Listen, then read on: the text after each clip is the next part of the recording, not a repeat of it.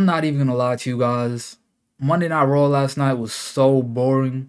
We literally got nothing of interest on this show. And for most of the time that it was happening, I was pretty much just on my phone while Raw was on in the background. I literally couldn't pay attention to it. We got like one or two good segments to come out of this, like MVP's VIP Lounge with him and Brock Lesnar. We also got a pretty good match between Cody Rhodes and Chad Gable. And then we saw a new women's tag team champions crowned in the main event, which I didn't care about. But we'll get into all of that. Real quick though, before I start this review, my name is Stories. I appreciate you for clicking on the video, and let's get into it. So to open up the show, Jimmy Uso and Solo Sikoa, they came down to the ring. Jimmy Uso, he basically cut a promo and said, from the outside looking in, it looks like there's cracks in the bloodline, but family fight all the time. The crowd, they started chanting for Sami Zayn. Jimmy Uso was like, Kevin Owens, he couldn't get it done at the Royal Rumble against Roman Reigns. Sami Zayn couldn't get it done at the Elimination Chamber. And when Cody faces Roman at WrestleMania, he's not going to be able to get it done either. So the Street Profits, they interrupted them. I don't even really know what their promo was about. It felt pretty flat, because all they did was joke about Jey Uso and how he comes down from the crowd, or even if he's backstage. And all of that talking, that basically just led to a brawl. So that broke out before the commercial break. And when we came back, we got Jimmy Uso and Solo Sikoa versus the Street Profits.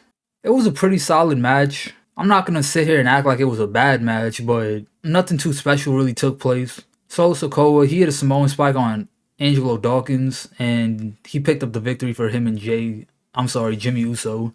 And then after the match, they continued to attack the Street Profits, but Kevin Owens, he came down to the ring in a hoodie. He super kicked Solo, and then he hits Jimmy Uso with a stunner, and then he basically just bounced out the ring. Nothing really that special over here, and that's gonna be the theme of this video. It's like not a lot of things really took place tonight. Anyways, next up we got MVP's VIP Lounge. Brock Lesnar, he ended up coming out before MVP did. So Lesnar, he was pretty much sitting in the ring, and he was waiting for MVP to come out. MVP, he was scared to get in the ring, but Lesnar promised that there would be no suplexes tonight. Brock Lesnar wanted MVP to sell him the fight between him and Omos, so MVP, he did.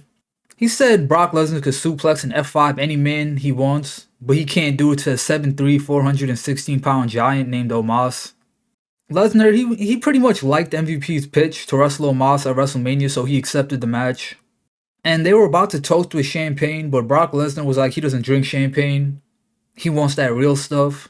So Brock Lesnar, he pulled out one of those little bottles from his jacket, and he drank some of it, and then he gave some to MVP. But I guess it was too strong for MVP because he spit it right in Brock Lesnar's face. And then MVP just ate an F5 for that. I'm not gonna lie, Brock Lesnar versus Omos at WrestleMania does not interest me at all. Like, there's really not too much I can even say. Like, I just don't care about that match. Anyways, Cody Rhodes versus Chad Gable.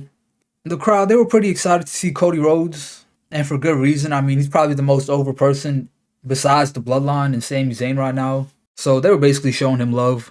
This was a pretty entertaining match. I was into it, and so was the crowd.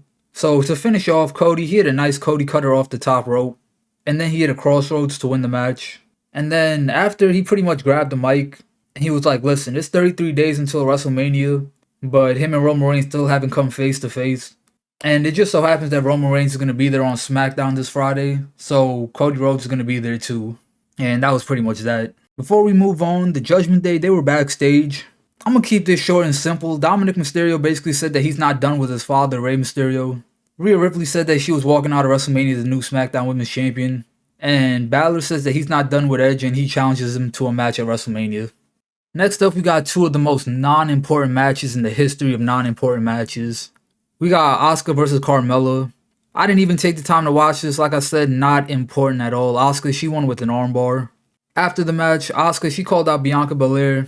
Belair didn't really like her tone, and she basically said that she's the EST of WWE. This basically all led to Carmella pushing Asuka into Belair. That was pretty much that. Next up, we got Piper Niven versus Candice LeRae with Nikki Cross in her corner. I didn't even pay attention to this match, but I heard Candice LeRae's music play, so she obviously won the match. Moving on, The Miz, he came down to the ring, and he was hosting Miz TV. So he basically announced that he's the host of WrestleMania this year. Seth Rollins interrupted him because he was trying to get in contact with Logan Paul, but he couldn't, so he asked The Miz to help him out. Miz declined, and he started running his mouth, so Rollins super kicked him, and it just so happens that Miz dropped his phone in the middle of the ring. Rollins picked up his phone and unlocked it with the Face ID, He basically called Logan Paul on FaceTime and told him to show up next week. So Logan Paul said that he'd be there. And as Seth Rollins was leaving the ring, he noticed that The Miz was trying to get back up, so he just hit him with a curb stomp for no reason. Alright, Bobby Lashley versus Elias. This was a pretty quick match. Bobby Lashley, he hit a spear on Elias, and then he put him in a hurt lock, and Elias basically submitted instantly. Another match on this show that I did not care about. Anyways, after the match, Bobby Lashley, he grabbed the mic. He's still pretty mad that Brock Lesnar didn't tap out to the hurt lock and instead got himself disqualified at the Elimination Chamber. And then he addressed Bray Wyatt, so he basically told Bray to keep his name out of his mouth or he's gonna hurt him. As Lashley was leaving, they played a video package on the big screen, and it was basically Bray Wyatt just playing mind games with Bobby Lashley. I don't really even know how to explain this. Bray Wyatt's character is just so confusing to me because he's not like a traditional wrestler. So, yeah, I don't know. I'm not really interested in a match between Bobby Lashley versus Bray Wyatt. It just seems like this is all whack to me, but I don't know. Let me know what you guys think about this in the comments. Moving on to our next match, we got Otis versus the Maximum Male Models in his corner versus Johnny Gargano. Again, I didn't really care about this match. Johnny Gargano, he won with the one final beat, and that was pretty much that. And before we move on to the main event, Kathy Kelly, she was backstage with Paul Heyman.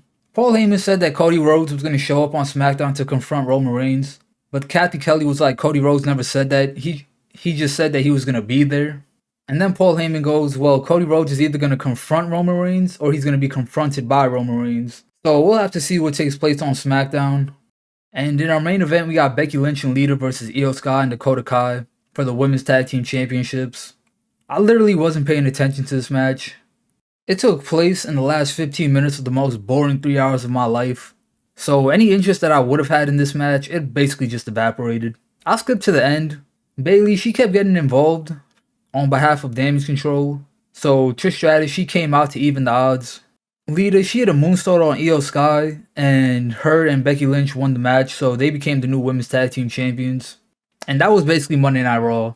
As boring as this show was, I wanted to get a review out for you guys. And I'm sorry for not bringing the energy, but Raw didn't bring the energy, so how can I have any energy? Like, talking about this show is just making me sick. I'm not even gonna lie.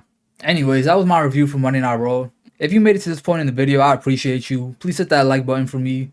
If you want to hear more from me, hit that subscribe button, and I'm out.